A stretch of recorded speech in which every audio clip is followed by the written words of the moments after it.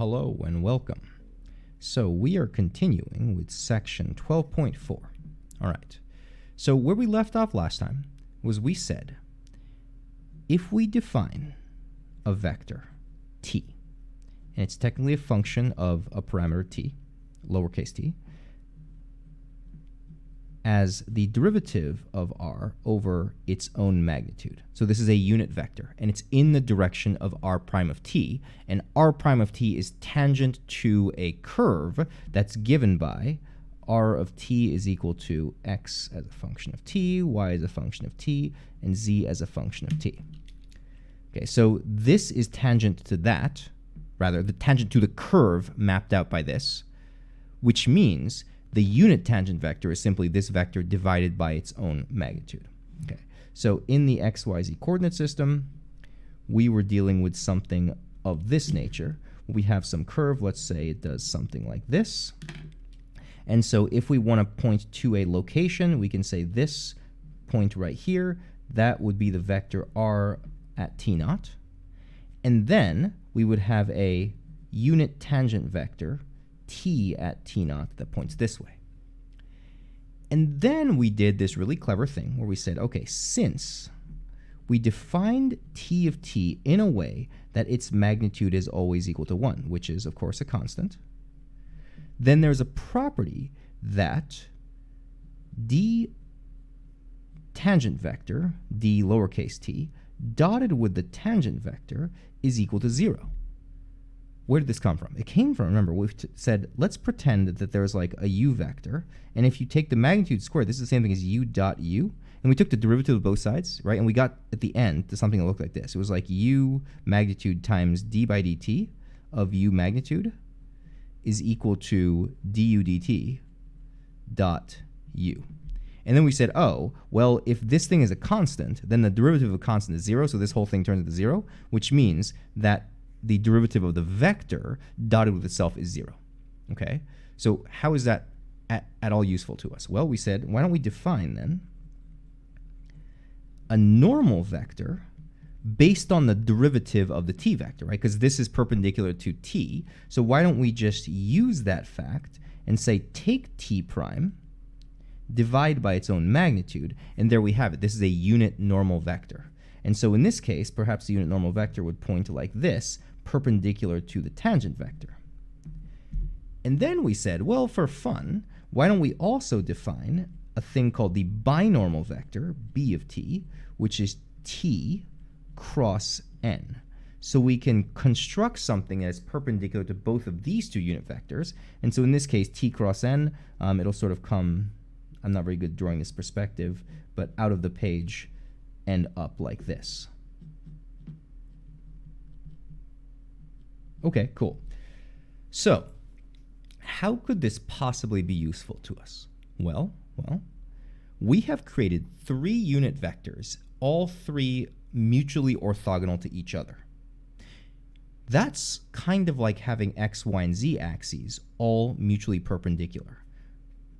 I don't know why I put a cross there. I hat, j hat, and k hat are 3 unit vectors that are mutually orthogonal, and they represent the x direction, the y direction, and z direction. So now we have a brand new option for a coordinate system, as in we can take things and think about how much they're lined up with a tangent, how much they're lined up with a normal vector, and how much they're lined up with a binormal vector. Think of this as x component, y component, z component. Tangent, or sorry, I'm pointing at the thing and saying component. Like whatever shows up as a multiple of this, that's the component. Whatever shows a multiple of this is the component. So I'm saying words. Let me be more clear. If I have a vector u is equal 3i hat plus 2j hat minus k hat, then I would say 3 is the x component. As in if I projected u onto the x-axis, the magnitude of that projection, the component, would be 3. And then 2 is the y component, and -1 is the z component. So if I came up and said something like, what if u is equal to 3t plus 2n minus b, then I would say it's 3 in the direction of the tangent vector. It's 2 in the direction of the normal vector. And I guess maybe I shouldn't even put the same numbers there, right? I don't want to pretend like these are even the same thing. What if I have 5, like 1 and 7. Right? There'll be 5 units along the tangent vector, so on and so on. Okay, so this might be useful to us. And when I say might, it definitely will be useful to us. Okay, so let's take this thing and move forward with it. We're going to start with another, like, very innocent looking statement and develop something insanely cool out of it. So let's start with, since the velocity is the same thing as r prime of t, right? These are the same thing. Then I can write that velocity over its own magnitude is the same thing as r prime over the magnitude of r prime. This is by definition the tangent vector. That's how we defined it.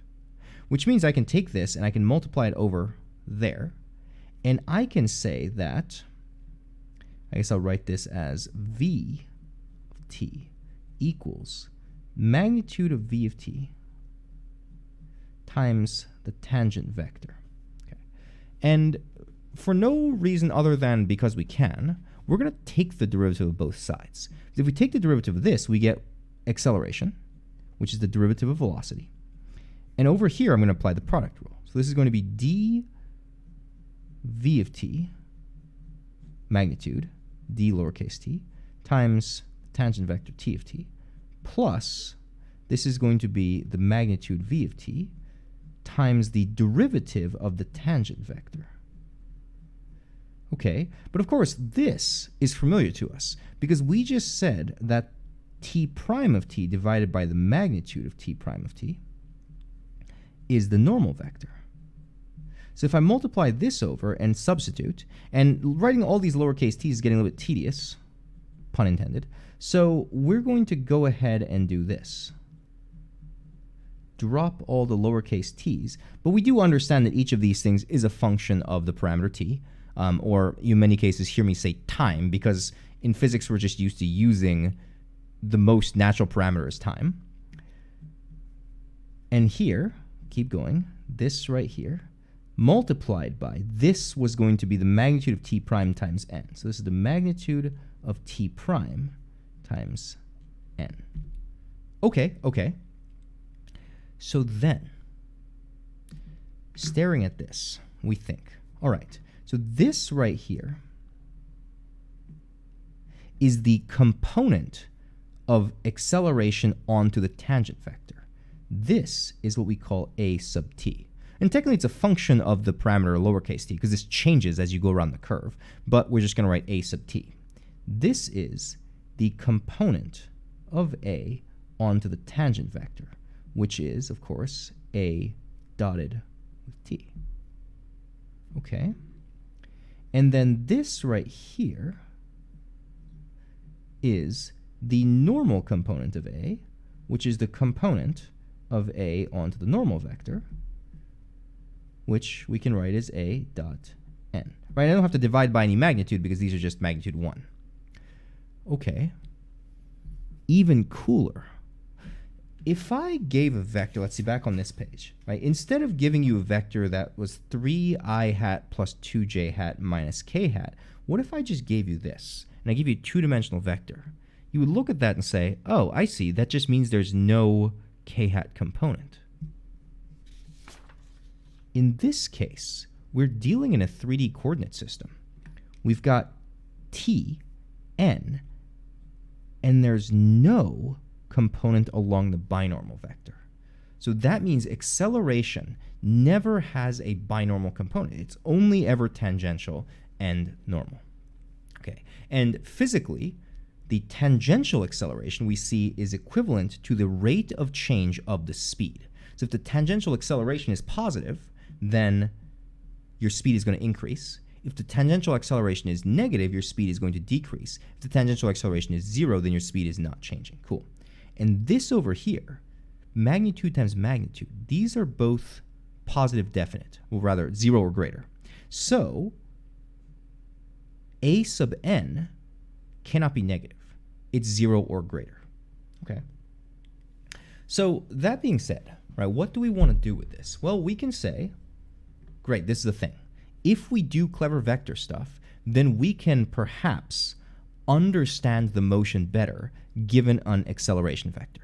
right? If we have the acceleration vector, we dot it with the tangent vector, we get how fast the speed is changing. Over here, this is going to introduce us to an idea called curvature, and that will be next time. Okay. But things are related. So then, maybe our goal is to do some examples and see if we can big brain some stuff. So let's start. Example number 1. Consider, we'll start 2 dimensions. R of t equals 2t plus 1. In fact, I'll just go 2t squared plus 1. 3t, I'll just go t cubed. I don't feel like 3t squared. T cubed minus 2. Okay. I would like to find, let's say, at and an. Do I want to find them as functions of time, or do I want to find them at a specific moment in time? I think often what we want to say is at a specific moment in time at t equals 2.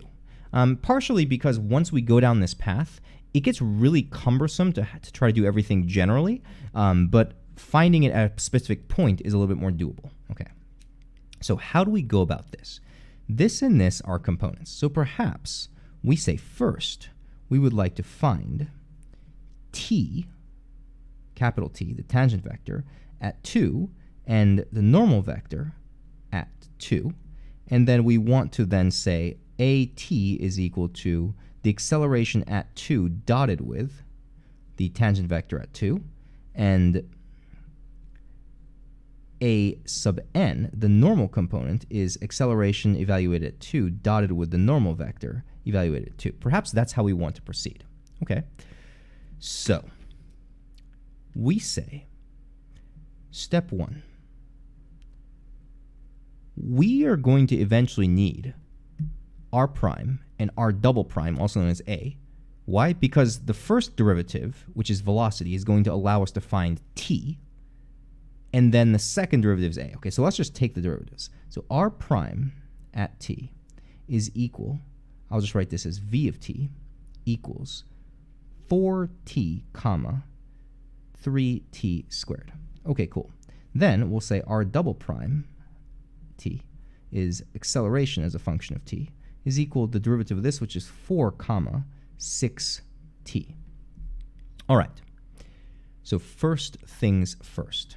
We are going to say the tangent vector at value lowercase t is equal to v of t over the magnitude v of t, which is exactly this, 4t comma 3t squared, but divided by this monstrosity, 16t squared plus 9t to the 4th. Okay, that is not fun.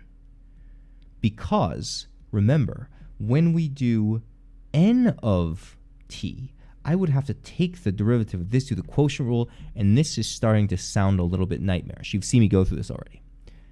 So, idea number 1. We're in 2 dimensions.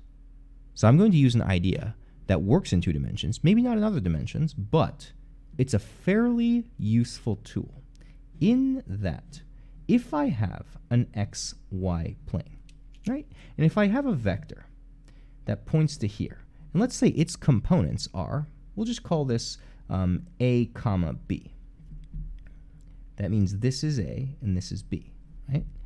If I want to make something perpendicular to it, boop, I just have to say, by the congruence of triangles, this side has to match this side has to match this side. Why am I saying congruence of triangles? Well, I want to keep the same magnitude, so the hypotenuse is the same. And this angle and this angle are complementary. This angle and this angle are complementary, so I end up saying that this angle is here and this angle is here, and I get the same triangle rotated. Okay, cool. So as a result, this vector is negative b comma a. And these are very nicely orthogonal to each other. We could do this algebraically by taking dot products and solving that. But this is a very nice geometric way of seeing it. So apparently, the normal vector is going to be take these, a and b, switch their positions, and make the b negative.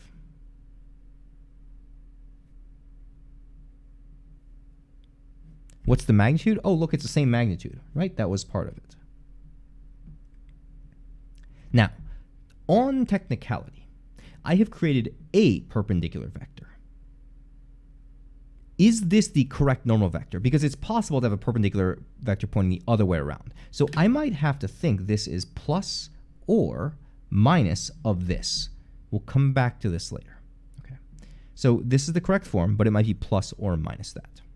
Well, now, let's evaluate a of 2 dot t of 2. So number 2.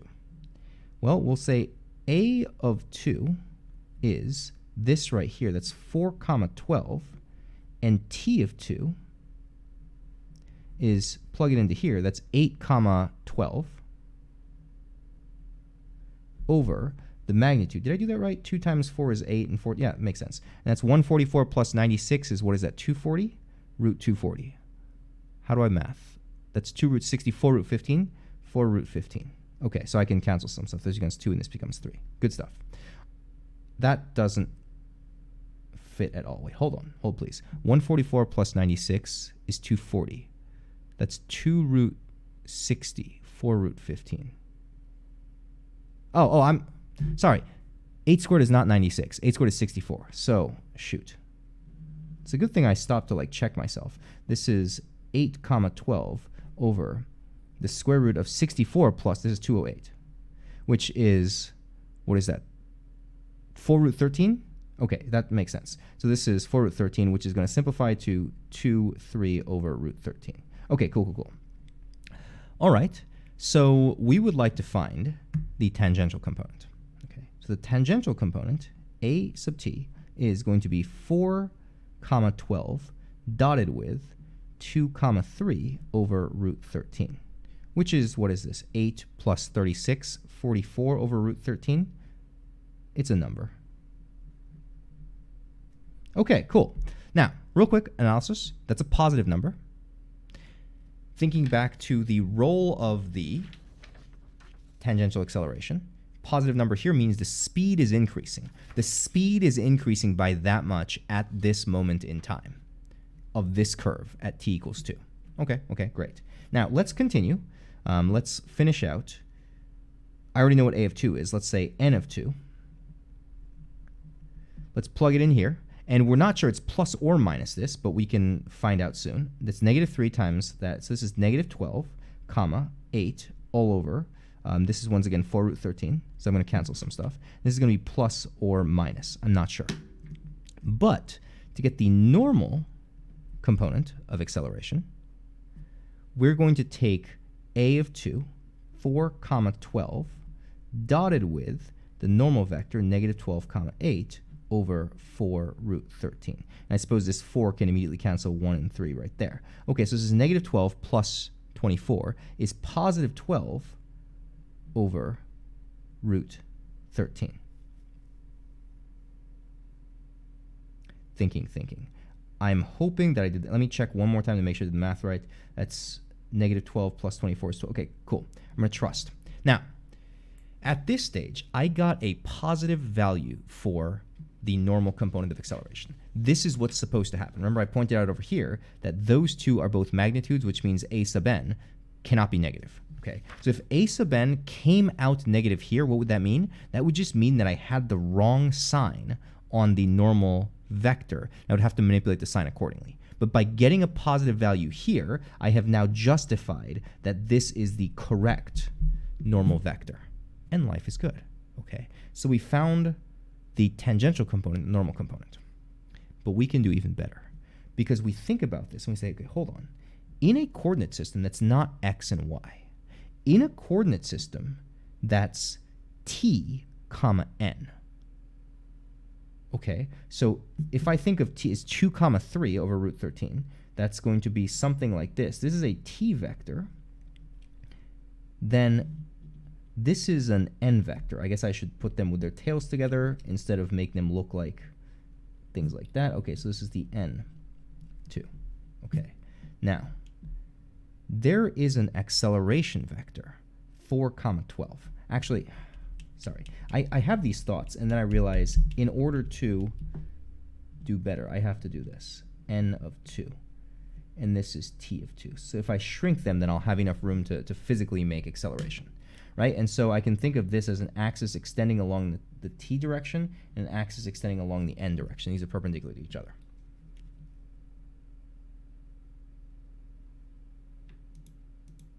My stream froze. Hold, please.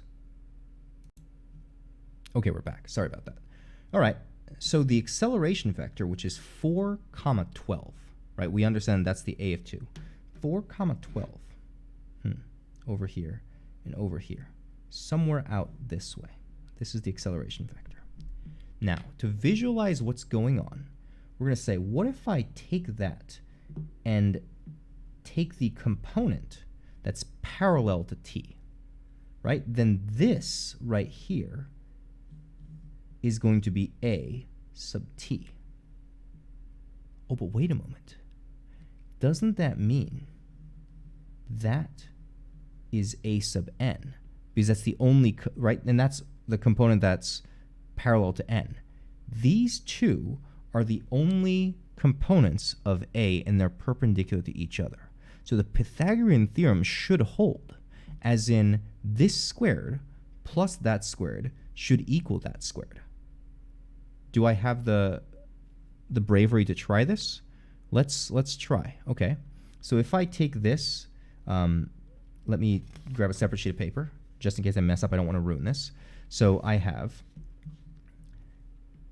at squared is equal to 44 squared. What even is that?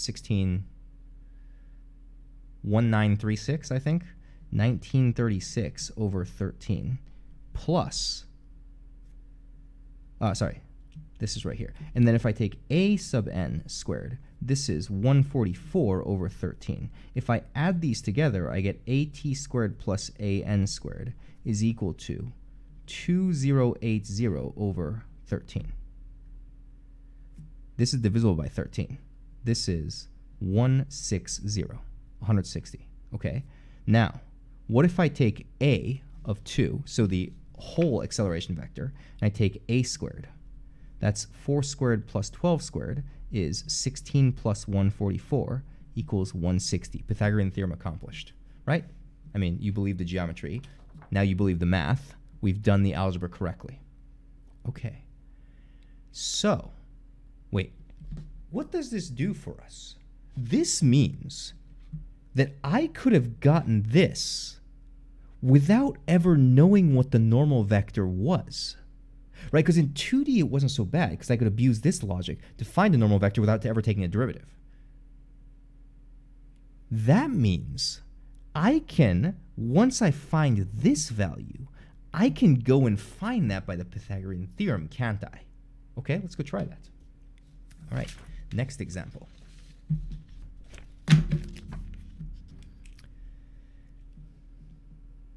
Example 2. Okay, how obnoxious do I want to make this? We'll say r of t is equal. Yeah, we're going to commit to it. Okay, why don't we go t cosine. I want it to be x and y if I'm going to do that. T cosine t, comma, t sine t, comma, t. This is like a fairly common type problem because it introduces the product rule. It has just enough obnoxiousness built into it. Right? If we want to know what this curve looks like, it's going to be doing circles, except they're going to be growing circles. How do I know this? Because if I take this and square it, right, this is x and this is y. X squared plus y squared is equal to t squared cosine squared t plus t squared sine squared t, which is just equal to t squared.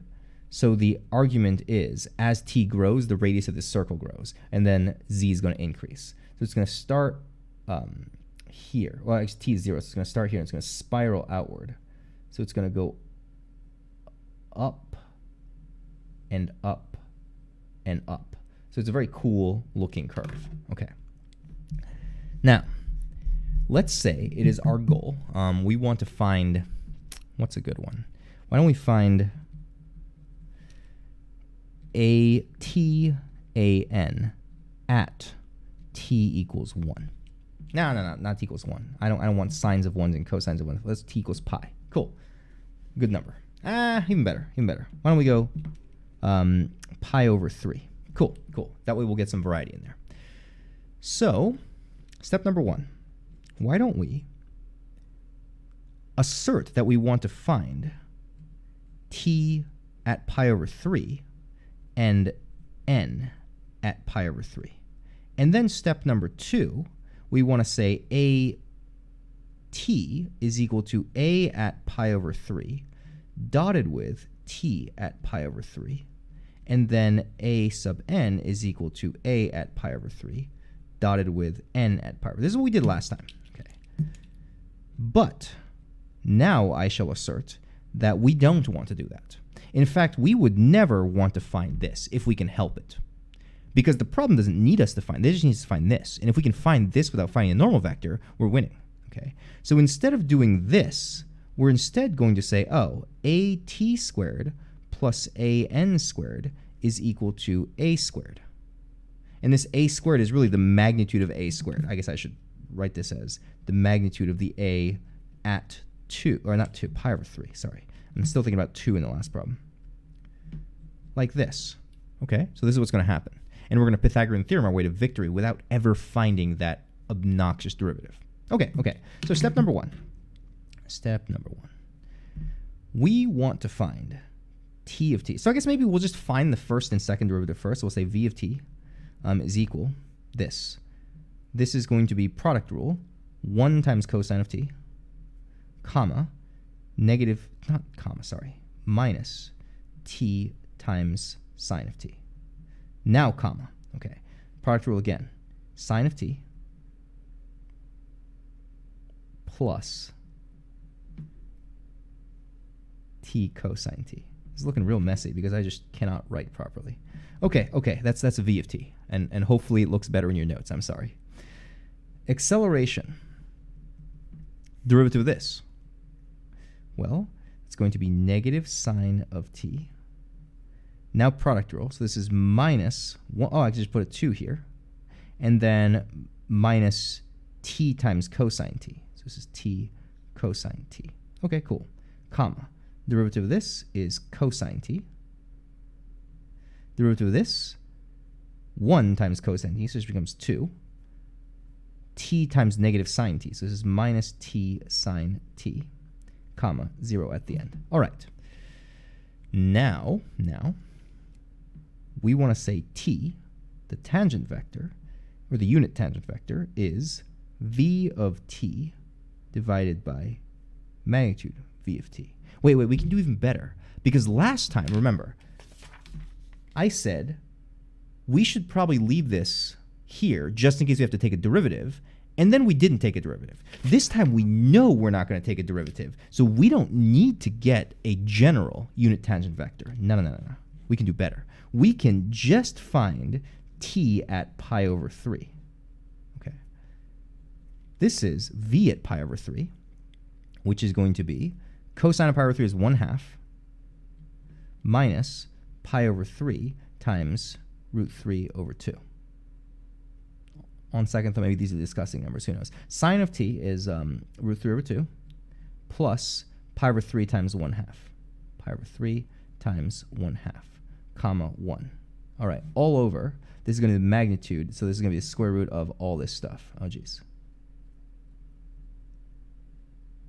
2 squared plus root 3 over 2 plus pi over 3 times 1/2 plus 1.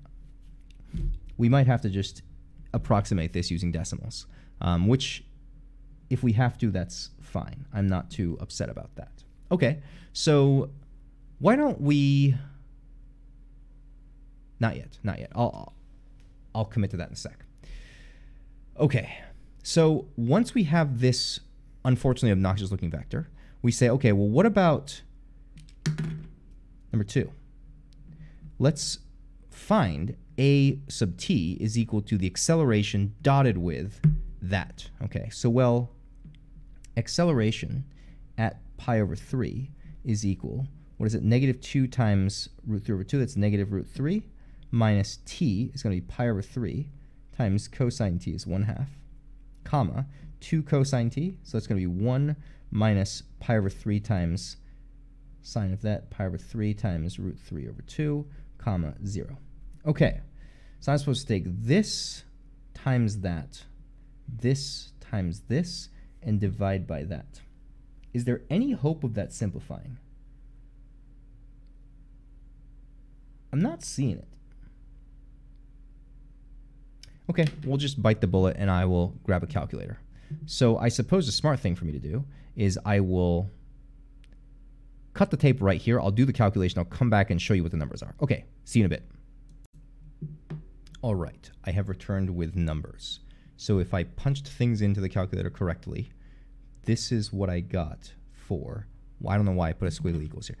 I did a at pi over 3 dotted with t at pi over 3, and this gave me the tangential component of acceleration. Okay, this many units. Now, real quick, that's a positive number, which means, going back to our idea here, that tells us that the speed is increasing because this number is the rate of change of speed. Okay, and then now our goal is to say, we have a coordinate system based on tangent vector and normal vector. Now, of course, specifically at pi over 3 and at pi over 3. And this might be in 3 dimensions somewhere. The acceleration vector is 0.595 along here and some unknown amount over here. The magnitude of A, so if I take the, what's it going to look like? Something like this, maybe? Boom. Okay. If this is the A vector at pi over 3, okay, then we can do the Pythagorean theorem by saying this part right here is A sub t, and this part over here is A sub n, which is going to be the component onto the normal vector. So we can then say, by the Pythagorean theorem, A sub n squared is equal to the magnitude of this vector squared, which I was prepared this time. I punched that into a calculator too. I got, well, I'll just go ahead and write this out. Magnitude of a squared minus at squared, which is something, rather, I'm not going to write the individual things down. I'm going to write that I came out with 2.178 approximately when I did this. So this component right here is 2.178. So all in all, if I wanted to, I could write this as a pi over 3 is equal to a tangential times t at pi over 3 plus a sub n at pi over 3. And I know these numbers right here, so I could write these in, and I could say this is 0.595, and this is 2.178. But the interesting thing remains. I never found this, but can't I? Because hold on, once upon a time, right? In order to understand what I'm about to do, let's go back to the first day we learned about vector projections and components. Because if I have, let's say here's, actually I don't need an xy coordinate system. I'm just going to do two vectors. If I have a vector u and another vector v, so the vector v points this way, and the vector v only exists to present a direction for me.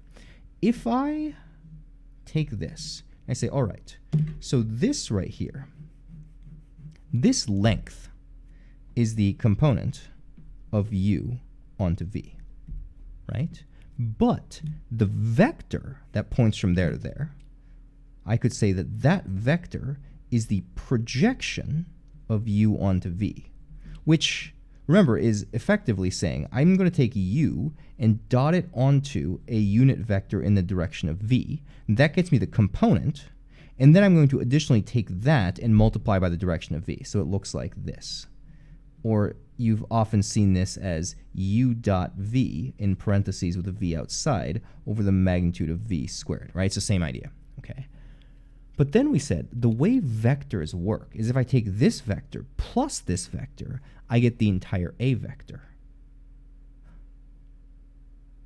This right here is u subtract the projection of u onto v.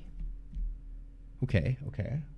Now what if I wanted a unit vector in this direction, which, to think back, or if I had something like this, a unit vector in that direction is the same thing as a unit vector in that direction. What if I wanted this?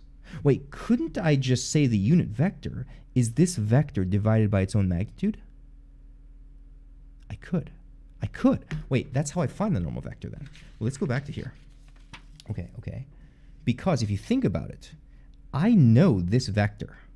I know this vector because I found it. A little bit annoying in this case, but it's much easier to find than the normal vector. But if I take this and I subtract it over, and I divide by this number, don't I automatically get n? So it turns out, for specific cases, right, like for specific numbers, this is very feasible. It's not even hard to do. All I have to do is big brain my way to not finding the derivatives to do the normal vector, and instead just find the tangent vector. We did that here. Then projecting a onto the tangent vector, doing the Pythagorean theorem to get the normal part, and then going backwards and saying once I have the normal part, right, that was that normal component here, I can solve for the vector, the normal vector. And this becomes an interesting little shortcut. Okay.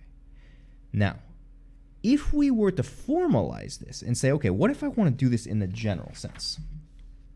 This is how it goes down. We say, all right. So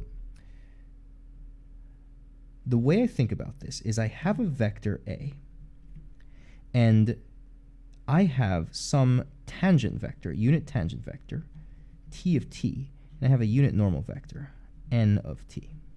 Okay. And this is a of t. All right.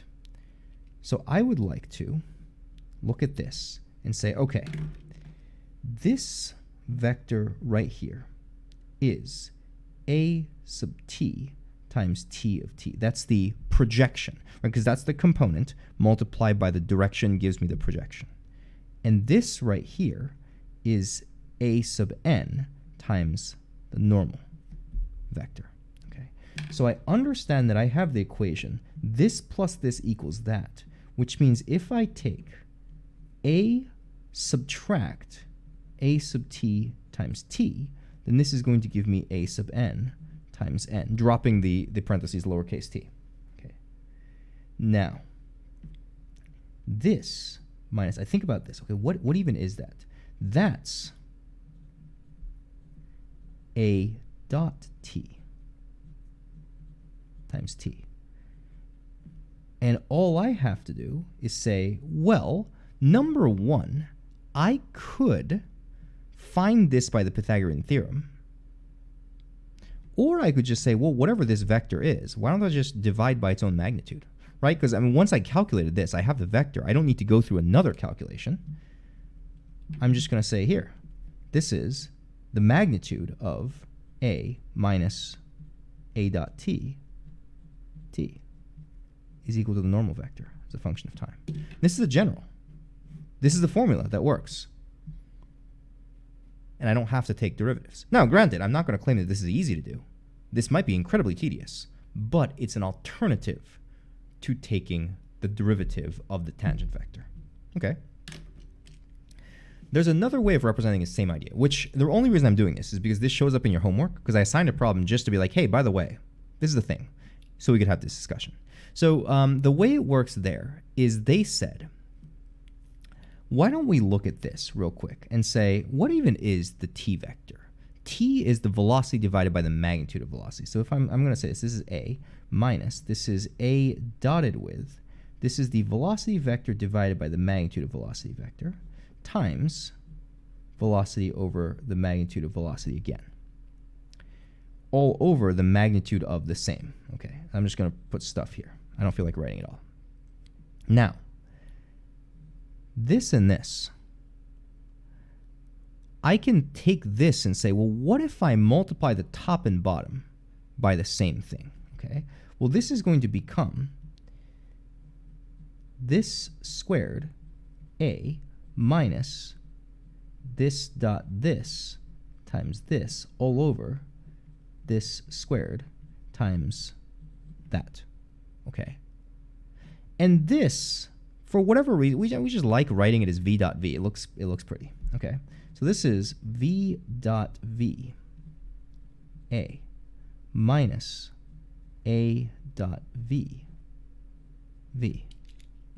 all over. Well, wait a moment. I was trying to normalize this, meaning find it, turn it into a unit vector, right? This was like n of t. So why do I have to worry about taking this and combining them, merging them, doing all? I just have to take the magnitude of this and divide by that. So I take the magnitude of that, literally, v dot v a minus a dot v. Boom. And this is 100% equivalent to that. They're the same thing. It's just a matter of like what you like writing better.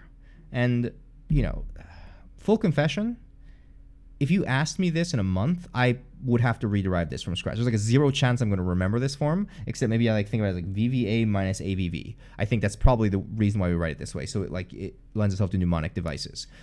But if it comes to calculating and you just so happen to want to take dot products instead of taking derivatives, it's an alternative. Okay, so at this stage, what have we discussed? We've discussed the idea of finding the tangent vector and the normal vector by brute force, by taking derivatives. Then we said, well, now that we can construct the tangent and normal vector, it makes some sense to take an acceleration vector, which is the second derivative, and express it in these terms. Why? Because we've nicely separated out two effects in physics. One, the rate of change of speed. The tangential component of acceleration tells us how much our speed is changing, if we're speeding up, slowing down, and how quickly it's happening. The normal component of acceleration tells us something else. We're not ready to discuss that today, but it tells you something about the curvature. If you think about physics, we often call this centripetal or radial acceleration. It's a thing. And that there's no component along the binomial vector. So those two components are all it takes to fully describe acceleration. And then we went through some examples and used some big brain ideas to say, well, you don't always have to take derivatives and brute force your way to n. Depending on what you want to find, sometimes you can. Let me see if I can find the different things we did. If you're in 2D, you can use the 2D geometry approach to make perpendicular things just by switching the components, making one negative. And then we also discovered that we can use the Pythagorean theorem. So we went ahead and said, in the future, if we would rather not, we don't have to find the normal vector. We just have to first find the tangent vector, then find the tangential component, I guess, and then use the Pythagorean theorem to find the normal component. And then, once you find the normal component, you can even find the normal vector at that point by the picture that I have drawn over here. Right? This is the theory of the picture. And then using that exact theory, we can come up with a general formula that is perhaps prettier. It's alluringly simple looking, but actually doing this is not always easy. If it's at a certain point, like if you want to do it at t equals 1, then probably this is a very easy thing to do. But if you want to do it in general as a function of t, not a very easy thing to do. Okay, so I think this is the stage where I say, all right, why don't you guys work on some problems, and if things permit, I suppose we can do a quiz on Wednesday. And the quiz we can do over the 12.3, which is just taking derivatives and taking antiderivatives using position, velocity, and acceleration. So we'll do some kinematics problems. And then some of this stuff. I will ask you to perhaps find a tangent vector, a normal vector. I might ask you to find the tangential and normal components. But in the meantime, good luck.